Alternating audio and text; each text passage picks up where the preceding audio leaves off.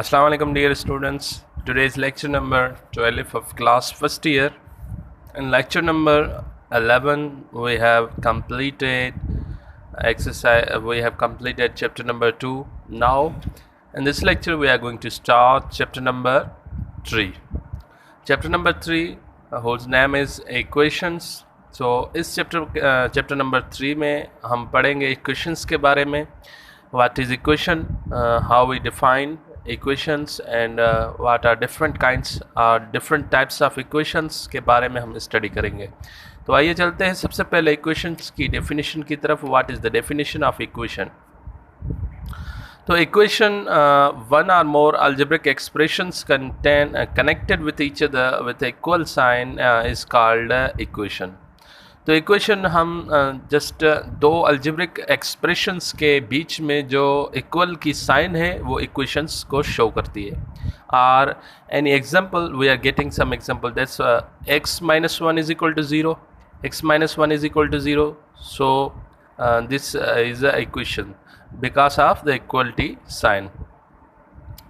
And also there is a one term algebraic expression. The collection of variable quotient and powers is called algebraic expression with a simple simple operation.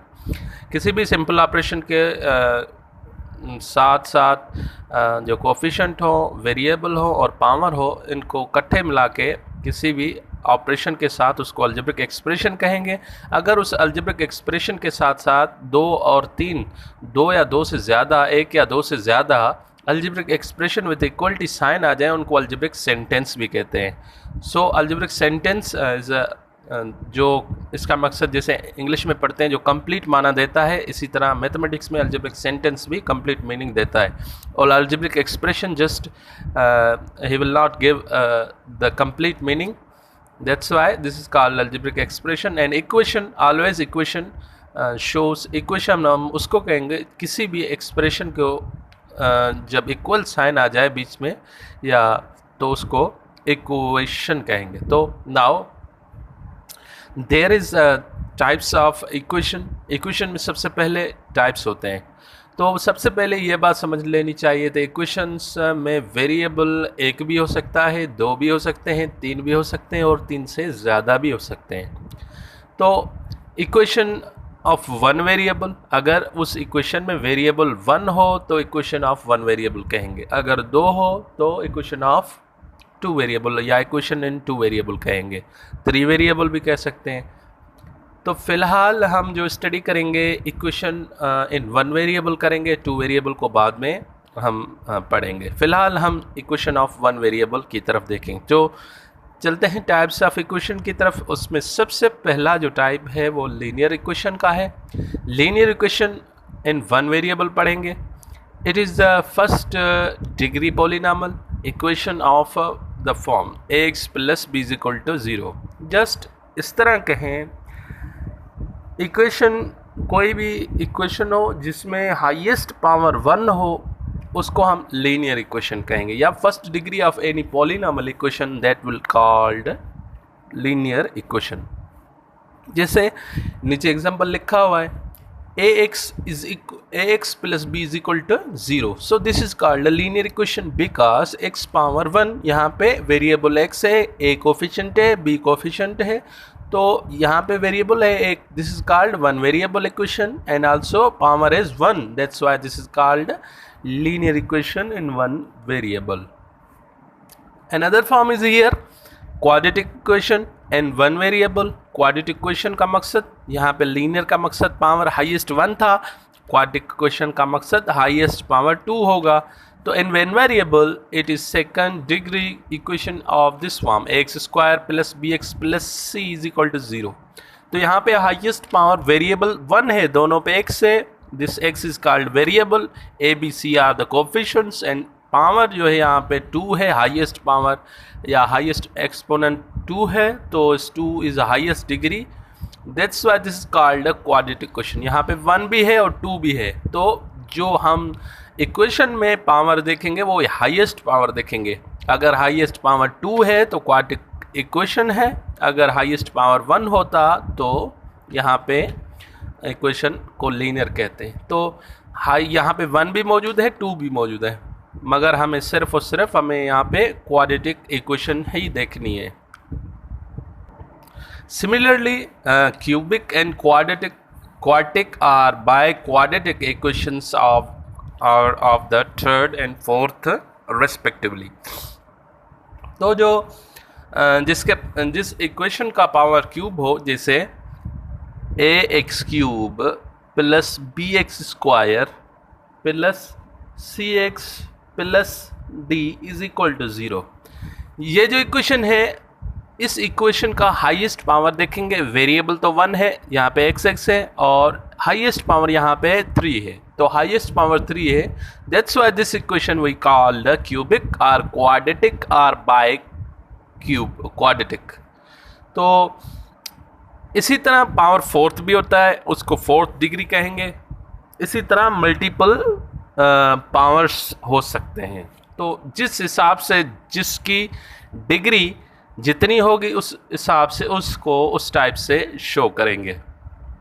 और एक चीज़ याद रखनी चाहिए कि जिस भी equation का जितना पावर होगा उस इक्वेशंस के उतने सॉल्यूशंस होंगे। सपोज कीजिए इक्वेशन है ax plus b is equal to 0, तो यहाँ पे इस इक्वेशन का हाईएस्ट पावर 1 है, तो इस इक्वेशन का जो सॉल्यूशन आएगा या इस इक्वेशन का अननोन फंक्शन का जो जवाब आएगा या जो रूट आएगा वो 1 आएगा। इसी तरह अगर पावर हाईएस्ट 2 हो तो जवाब जो आएंगे वो 2 आएंगे, या रूट जो आएंगे 2 आएंगे। इसी तरह पावर 3 है तो यहाँ पे रूट भी 3 आएंगे। इसी तरह इसका मकसद ये निकला कि जितने पावर होगा, जितने इक्वेशंस का स्क्वायर या डिग्री होगी, उतने उसके रूट निकलेंगे। There is another topic of synthetic division method. यहाँ पे इक्वेशन के सबसे पहला टॉपिक है सिंथेटिक डिवीजन मेथड। इक्वेशन में सबसे पहला मेथड ये है, और इस मेथड को हम स्टडी करेंगे। There is a nice and shortcut method for the long division of polynomial f of x। यहाँ पे ये जो मेथड है सिंथेटिक डिवीजन मेथड ये बेहतरीन मेथड है। लॉन्ग कोई पॉलिनॉमल हो उसको हल करने के लिए डिवीजन, जैसे by the polynomial of form x minus a, जो पॉलिनॉमल होगा फॉर्म होगा उसका x माइनस ए, मतलब वो लीनियर होगा, जो डिवीजन होगा वो लीनियर होगा। This process of division is called the synthetic division. इस प्रोसेस को हम सिंथेटिक डिवीजन मेथड पे कहेंगे। दिस प्रोसेस ऑफ डिवीजन, इस प्रोसेस को हम सिंथेटिक डिवीजन मेथड कहेंगे। So in generally we are doing an example, general example to divide the polynomial p of x cube plus q x square plus cx plus d. This equation we called the quadratic or biquadratic equation by x minus a. x minus a है वो linear है, इनसे हमें इस polynomial को हमें divide करना है। तो सबसे पहले क्या करेंगे, इनके जो पॉलिनॉमल है यहाँ पे px³ वाला, qx² वाला प्लस cx प्लस d, इसको हमें रखना होगा। इनके कोफिशिएंट्स रखेंगे सबसे पहले p, q और c और d फर्स्ट लाइन में। उसके बाद x माइनस ए है, x माइनस ए 0 करेंगे और x प्लस ए हो जाएगा। तो a यहाँ पे माइनस है इज इक्वल टू 0 करेंगे, उस तरफ भेजेंगे तो 0, तो x is equal to a क्या आ जाएगा। तो a से यहाँ पे डिवीजन करेंगे। सबसे पहला इस डिवीजन का मेथड का रूल ये है, सबसे पहले a है, a से इस कोफिशिएंट्स को अब डिवाइड करेंगे तो p सबसे पहले अपनी जगह पे आएगा, और p से अब a मल्टीप्लाई करेंगे, p और a मल्टीप्लाई करेंगे, ap करेंगे, और इसी तरह जो जवाब आएगा इसमें से q में से सब्ट्रैक्ट करेंगे जो जवाब है। इसी तरह यहाँ पे जो एलिमेंट आएगा उसी में से a उससे भी मल्टीप्लाई करेंगे, फिर यहाँ रखेंगे, फिर c से सब्ट्रैक्ट करेंगे, इसी तरह जो जवाब फिर c से ये सब्ट्रैक्ट करेंगे, इसी तरह फिर से a से जो यहाँ पे जवाब आएगा उससे मल्टीप्लाई करेंगे, फिर से जो सब्ट्रैक्ट करेंगे, इसी तरह जो लास्ट में बच जाएगा उसको रिमाइंडर कहेंगे। और these are we call the coefficient of quotient. There is an example of this synthetic division method divide p of x is equal to x cube minus 3x square plus 5x plus 7 by x minus 2 by using synthetic division method. synthetic division के method के इस polynomial को हमें हल करना है. तो here is a example x minus 2 is equal to 0 is this is a linear.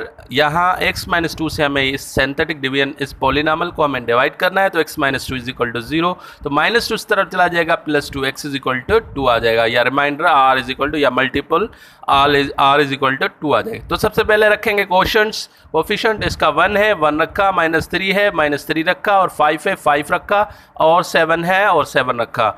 इसी तरह यहाँ पे 2 आ जाएगा जो मल्टीपल है, तो 2 मल्टीप्लाई अब इससे करेंगे. तो 1 सबसे पहले मैंने कहा 1 रखा है, उसके बाद 1 और 2 मल्टीप्लाई करेंगे तो 2 आ जाएगा, -3 में से 2 निकला तो -1 आ जाएगा. इसी तरह -1 से और 2 मल्टीप्लाई करेंगे तो -2 आ जाएगा, और -2 + 5 तो जवाब 3 आ गया. 3 × 2 और 6 और 7 6 इज इक्वल टू 13. तो यहाँ पे इस मेथड के ऊपर हमने 13 जो आया रिमाइंडर आया. तो यहाँ पे quotient of x is equal to, यहाँ पे जो पॉलिनॉमियल था, ये जो पॉलिनॉमियल है यहाँ से यहाँ तक बनेगा, इसको हम x स्क्वायर कहेंगे, -x और +3. ये जो 13 आया, अब p ऑफ 2 जब हमने इस पॉलिनॉमियल में 2 पुट किया तो जवाब हमें 13 आया. This is a synthetic division method. Hope dear students you have understand this topic. So assignment of today's lecture is exercise 3.1 for your assignment. Hope you have understand, and you have to submit that assignment in groups. Thank you dear students.